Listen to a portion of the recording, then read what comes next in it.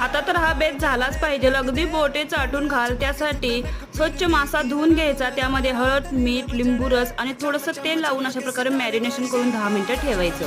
आता मसाला तयार करणार आहोत. त्यासाठी भाजलेले धने, जिरे, आलं, लसूण, खिसलेलं वाळलं खोबरं, त्याच्यानंतर कोथिंबीर, पाणी घालून किंवा न घालताही वाटण केलं तरी चालेल. आता आपण एका कढईमध्ये छान गरम झाल्यानंतर तेल, मासा तळून घ्यायचा मीडियम फ्लेमवरती अशा प्रकारे. लगेच न पलटता आधी खालची बाजू भाजून घ्यायची, नंतरच मग पलटायचा, नाहीतर तळला जातो. अशा प्रकारे मासा तळून घ्यायचा. डोक्याचा भाग जर तळणार असाल तर शेवटी तळायचा आणि त्यावरती प्लेट झाकायला विसरायची नाही. नंतर एका कढईमध्ये तेल घालायचं, अगदी बारीक चिरलेला कांदा, टोमॅटो आणि वाटण घालून मसाला छान भाजून घ्यायचा. त्यानंतर थोडे मसाले घातले आहेत, हळद, मीठ, लाल तिखट, कोल्हापुरी चटणी आहे, फिश मसाला आणि गरम पाणी घालून छान मसाला शिजवून घ्यायचा आणि मगच यामध्ये तळलेले मासा घालून एक वाफ काढून घ्यायची. तयार करायची फिश करी, अगदी कमाल.